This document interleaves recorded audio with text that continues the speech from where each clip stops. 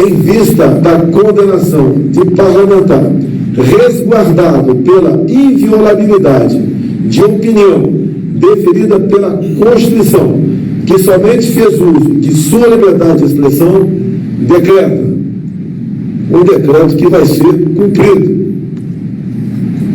Artigo 1º.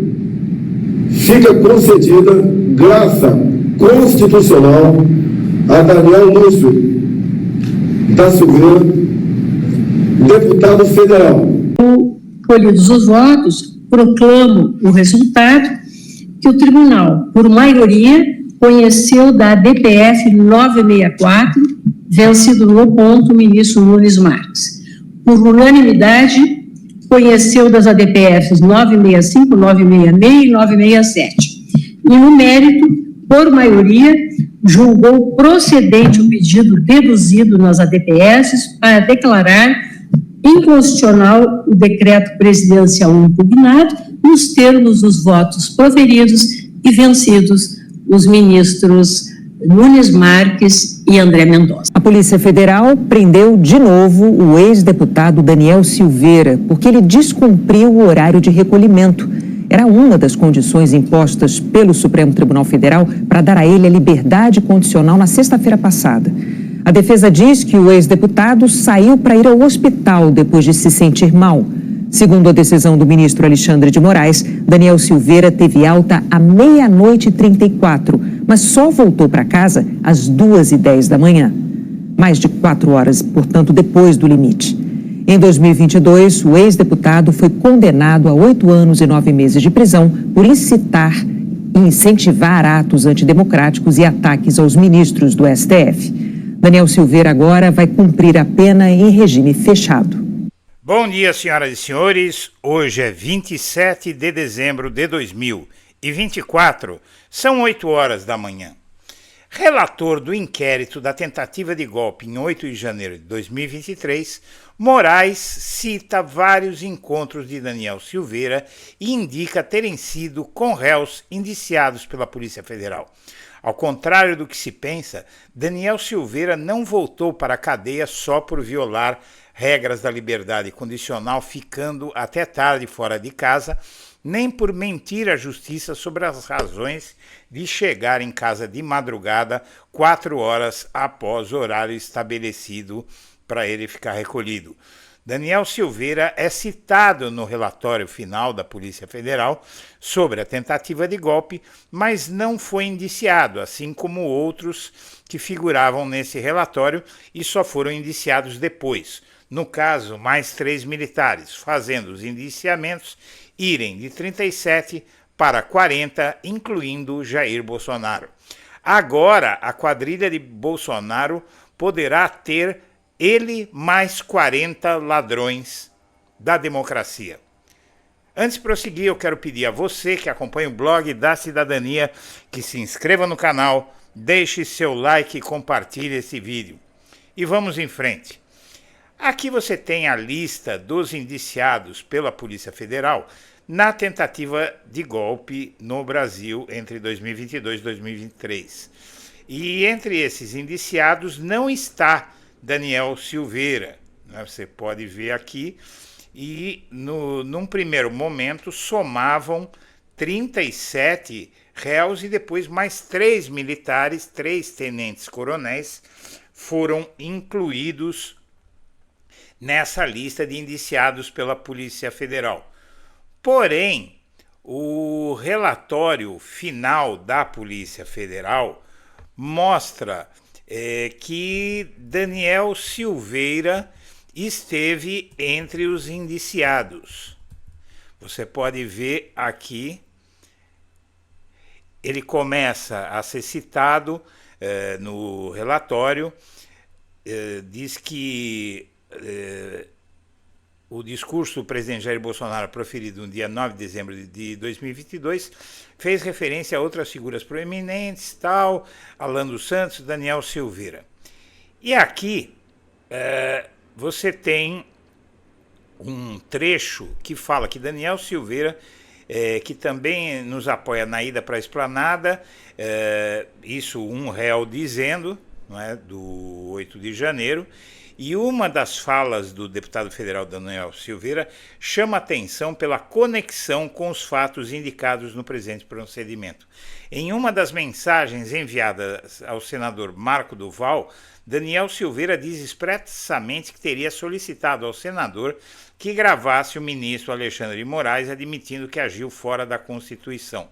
Ou seja, o Daniel Silveira, ele está bastante implicado nesse inquérito da Polícia Federal do 8 de janeiro e, como outros que só foram indiciados depois, mais 3, e há vários outros que ainda vão ser indiciados pela Polícia Federal, o Silveira está na marca do pênalti agora.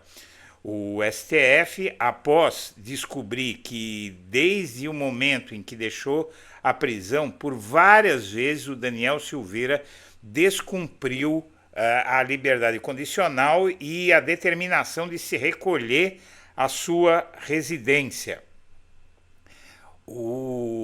Na decisão do Supremo, diz que trata-se de execução penal relativa à ação penal ajuizada em face de Daniel Silveira, condenado por 2 vezes na forma do artigo 71 do Código Penal, etc., etc. E em decisão de 20 de dezembro de 2024, o Moraes diz que concedeu o livramento condicional a Lúcio Daniel Silveira mediante fixação de diversas decisões judiciais. Então, em decisão de 20 de dezembro de 2024, concedeu o livramento a Daniel Silveira. Salientei ainda que o desrespeito acarretaria o retorno imediato do sentenciado o cumprimento do resto da pena em regime fechado. Estranhamente, na data de hoje, o dia do despacho, informando que o sentenciado, sem qualquer autorização, esteve em um hospital no dia 21/12, às 22h59, entre as 22h59 e as 12h34 do dia seguinte. O Moraes diz, não houve autorização judicial, tal, e mandou trancar de novo o Daniel Silveira. E também apontou que ele teve a oportunidade de esclarecer as razões do descumprimento das ordens judiciais, tendo, porém, optado por omitir seu real deslocamento e sua dupla estadia no endereço condomínio Granja Santa Lúcia, 8, Pedro do Rio, Petrópolis, de maneira que preferiu manter a versão mentirosa em desrespeito à justiça. Dessa maneira, fica patente que o sentenciado tão somente utilizou sua ida ao hospital como álibi para o flagrante desrespeito às condições judiciais. Aí você vai me dizer, na verdade ele só foi visitar alguém, né? Pode ter sido uma namorada. Bom, o STF, Alexandre de Moraes, sabe muito bem quem ele foi visitar, não é? E mandou o Silveira explicar a presença no shopping e diz que a versão sobre o problema de saúde era falsa. E ele não explicou coisa alguma, não explicou nada, simplesmente manteve a versão de que foi para o hospital. Alguns veículos da imprensa bolsonarista vieram com uma história de que ele estava urinando sangue, e é muito estranho que uma pessoa que chega no hospital urinando sangue e passando mal saia dessa forma em pouco tempo. Mas o Moraes manteve a prisão de Silveira e disse que ele usou esse álibi para descumprir a liberdade condicional, e o Moraes já investigou a participação de Daniel Silveira nos atos do 8 de janeiro. O ministro Alexandre de Moraes, do Supremo, autorizou a Polícia Federal a investigar a ligação do ex-deputado Daniel Silveira com o 8 de janeiro, e o fato é que ele teve um encontro com o senador Marcos Duval para tratar da tentativa de golpe. E agora o Moraes diz que o Silveira passou por mais 9 lugares antes de ser preso e cobrou explicação. O ministro afirmou que o ex-deputado esteve inclusive em shopping e ordena que ele esclareça quem encontrou ao violar a liberdade de expressão. O ministro Alexandre de Moraes determinou ontem que o Daniel Silveira explique com quem se encontrou ao violar sua liberdade condicional. Mais uma vez, o Alexandre de Moraes está dando ao Daniel Silveira a oportunidade de falar a verdade e de dizer com quem ele se encontrou. Acontece que o Silveira não vai fazer isso, e você já vai entender por quê. O ex-parlamentar havia sido solto na sexta-feira, após ter cumprido 1/3 da pena, porém a Polícia Federal o prendeu novamente após a decisão de Moraes indicar que ele descumpriu medidas cautelares para a soltura. No despacho de quinta-feira, o ministro do STF determinou que Silveira explicasse no prazo de 48 horas por que desobedeceu às condições estabelecidas.